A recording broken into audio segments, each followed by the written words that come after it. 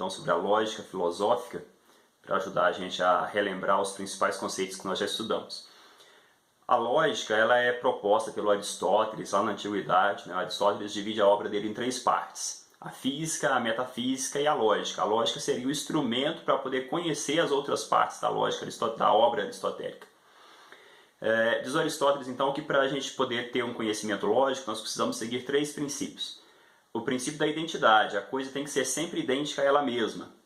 O princípio da não contradição, essa coisa não pode ser diferente do que ela é. E o terceiro excluído, né?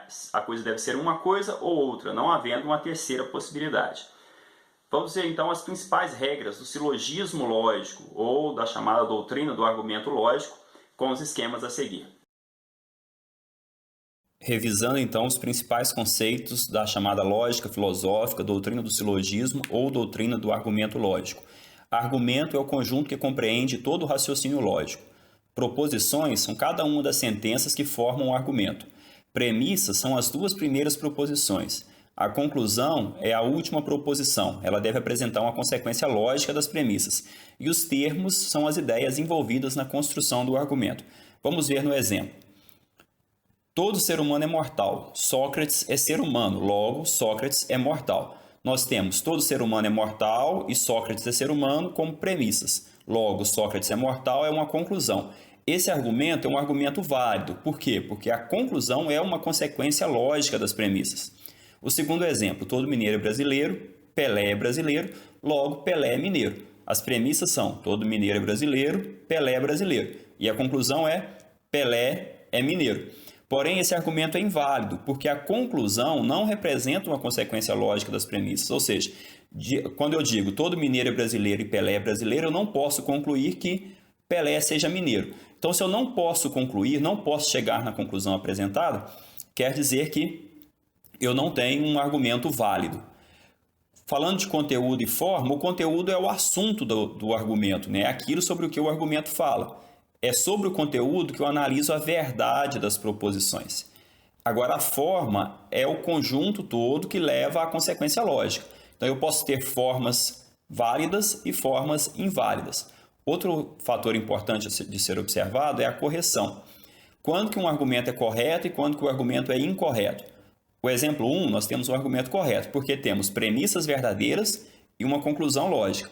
Já no exemplo 2, nós temos um argumento incorreto, porque apesar das premissas serem verdadeiras nesse caso, também poderia ter premissas falsas, mas a conclusão não tem lógica. Então, se eu tenho premissas falsas e ou conclusão sem lógica, eu tenho um argumento incorreto. Falando das proposições categóricas. Proposições categóricas são formadas por sujeito, mais verbo, mais predicado.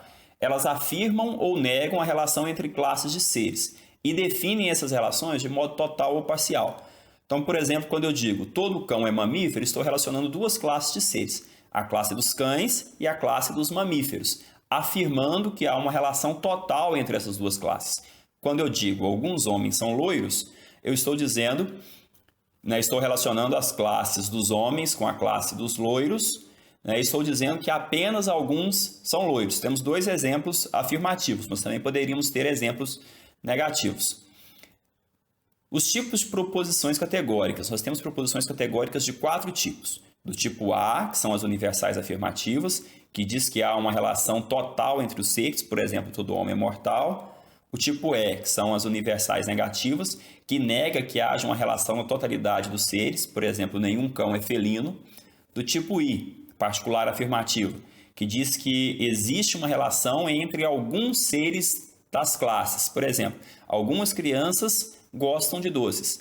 E do tipo O, que é uma particular negativa, que nega que haja relação entre alguns seres das classes. Por exemplo, algumas mães não amam os seus filhos.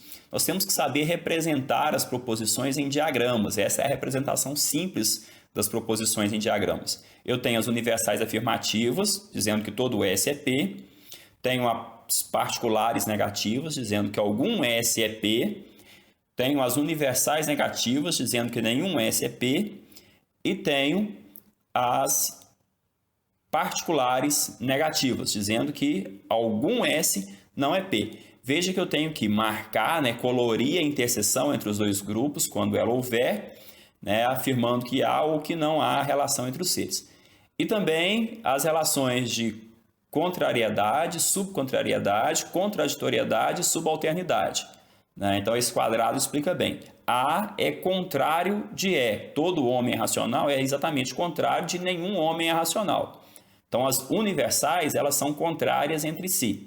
As particulares, algum homem é racional e algum homem não é racional, são também contrárias entre si, mas elas são inferiores às universais. Por isso nós dizemos que elas são subalternas. E a relação entre I e O, então, é subcontrária. I é subalterna a A, O subalterna a E. E a relação entre universal afirmativa, todo homem é racional, e particular negativa, algum homem não é racional, ou também entre universal negativa, nenhum homem é racional, e particular afirmativa, algum homem é racional, essa relação se chama contraditória, porque numa frase eu digo, né, tem uma totalidade, e na outra eu abro uma exceção. Se eu tenho uma totalidade e abro uma exceção, eu tenho uma relação de contraditoriedade. São, portanto, contraditórias.